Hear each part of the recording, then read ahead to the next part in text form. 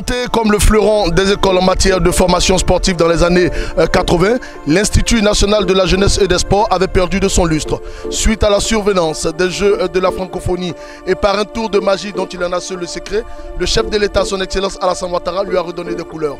C'est dans ce cadre que nous vous recevons ici pour notre deuxième émission de Sujet à la Une. Bonsoir et bienvenue.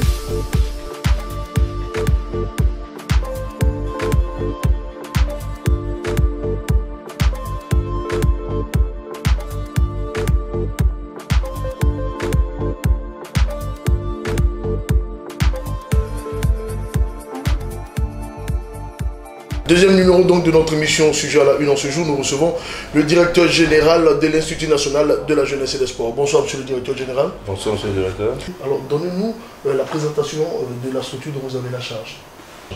Alors donc nous sommes donc bien à l'Institut national de la jeunesse et des sports, une structure sous tutelle du ministère des Sports et des Loisirs, créée le 15 avril 1961 et régie par le décret 713-412 du 18 octobre 2013.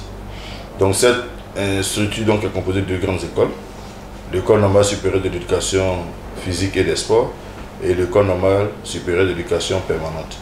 Et nous avons trois centres, le Centre national de sport de haut niveau, le Centre de la médecine du sport, deux centres. Et donc 8 directions centrales. Merci monsieur le directeur pour cette réponse. Alors sous quels auspices placez-vous l'année scolaire 2017-2018? Alors donc, je pense que l'année scolaire 2017-2018 est placée sur le signe de l'excellence.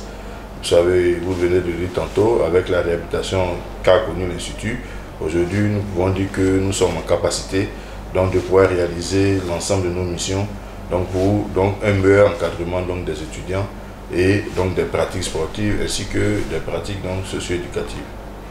Alors, l'INJS a changé de visage après ces Jeux, comme je le disais tantôt. À quoi vont servir tous ces bâtiments flambant neufs à vous léguer par les Jeux de la francophonie? Alors, donc, nous avons bénéficié dans le cadre de la réhabilitation de 33 bâtiments d'une capacité de 4004 lits, qui nous permettront de loger en partie l'ensemble de nos étudiants et avoir donc un bâtiment dédié au centre de médecine du sport, un bâtiment dédié au Centre national de sport de haut niveau, un hôtel des sportifs et donc deux autres bâtiments dédiés à la jeunesse. Donc à côté de cela, le reste des bâtiments servirait donc à pouvoir héberger des rencontres internationales, donc des manifestations et des événements à caractère international. Alors l'année dernière, il était question, monsieur le directeur général, d'introduire de nouvelles réformes au niveau de l'Institut. Qu'en est-il aujourd'hui? Oui, les réformes sont en cours. Nous avons aujourd'hui à l'Institut 8 filières, donc 4 masters de chaque côté par rapport aux écoles indiquées un peu plus haut. Donc nous avons au niveau de l'École nationale supérieure de l'éducation physique et des sports, un master en management du sport, un master en entraînement sportif, un master en éducation motricité qui est donc le professeur du lycée et collège, et un master en activité physique adaptée et santé. Et dans le management du sport, nous avons 4 autres sorties. Donc il y a la gestion des infrastructures sportives, la gestion des organisations sportives, le droit du sport et l'économie du sport. Et au niveau de l'école normale supérieure d'éducation permanente, nous avons un master en entrepreneuriat et gestion des projets, un master en loisirs, puisque c'est la deuxième mamelle de notre ministère, un master en gérontologie pour les personnes de 3e âge et un master en andragogie.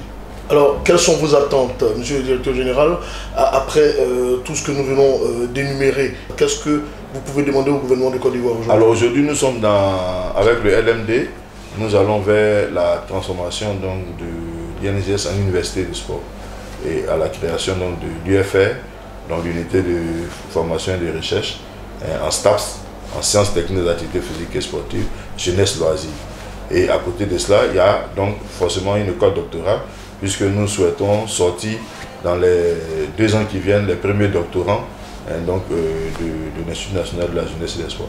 À côté de ceci, nous avons les métiers au sport et les métiers de jeunesse, qui s'adressent aux jeunes qui sont, qu'on peut appeler dans notre jargon, les bacs moins, donc les gens de seconde, première, 4e, 3e jusqu'à la classe de 5e, où nous avons des formations qualifiantes de 1 à 3 mois, où nous faisons la photographie, le maraîcher, la pâtisserie, la couture, l'art floral, les broderies chinoises, les métiers de fitness, les métiers de maître nageur, les métiers donc de directeur de jeu, donc arbitre, tout et tout, préparateur physique.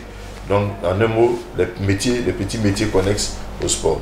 Donc ça aussi c'est important et nous sommes en train de préparer la journée porte ouverte. Vous savez que l'INGS a été réhabilité. Aujourd'hui, on peut présenter donc à la face du monde, à nos partenaires institutionnels, aux ministères, aux ambassades, aux opérateurs économiques, pour leur démontrer ce qu'on fait à l'INGS et à la population ainsi qu'aux étudiants. En tout cas, nos futurs étudiants, l'ont des élèves de première et terminale de lycée. L'INGS, autrefois, fleuron de l'éducation sportive en Afrique.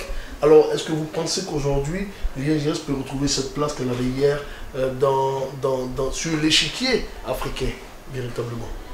Oui, bien sûr, puisque la Conféges a donc désigné l'INGS comme un institut à vocation régionale.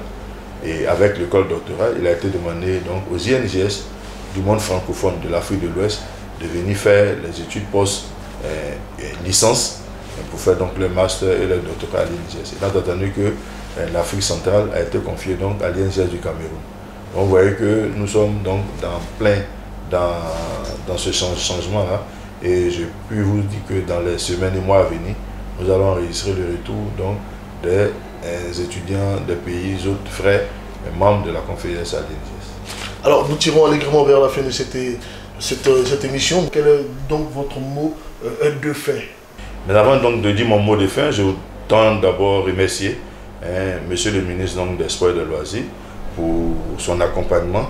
C'est lui qui nous permet donc de pouvoir réaliser nos missions en bon uniforme, en bon thème. Et je pense vraiment que je voulais lui dire merci au nom de l'ensemble des enseignants de l'INGS, des étudiants. Nous avons vu comment la francophonie s'est déroulée et il a tenu à ce que tout ce qui avait été réservé donc, à l'INGS puisse se réaliser. Donc je voudrais vraiment lui dire merci. Ensuite, souhaiter que cette émission ait longue vie. Merci. Pour pouvoir présenter donc, les activités de notre ministère. Vous savez que le sport, tout le monde en parle, mais tout le monde ne sait pas de quoi il s'agit. Je crois que cette émission permettra donc de mieux faire connaître aux populations, aux usagers et donc au monde sportif la réalité de la mission confiée donc à notre ministère. En tout cas, je vous remercie et vous souhaite un bon vent. Téléspectateurs d'MSL TV, nous sommes donc au terme de cette émission. Aujourd'hui, pour le deuxième numéro, nous recevions M.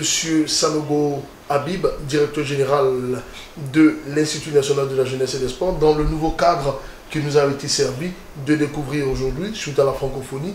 Nous avons pris beaucoup de plaisir à présenter cette émission. On se retrouve dans une semaine, à mardi prochain. Merci.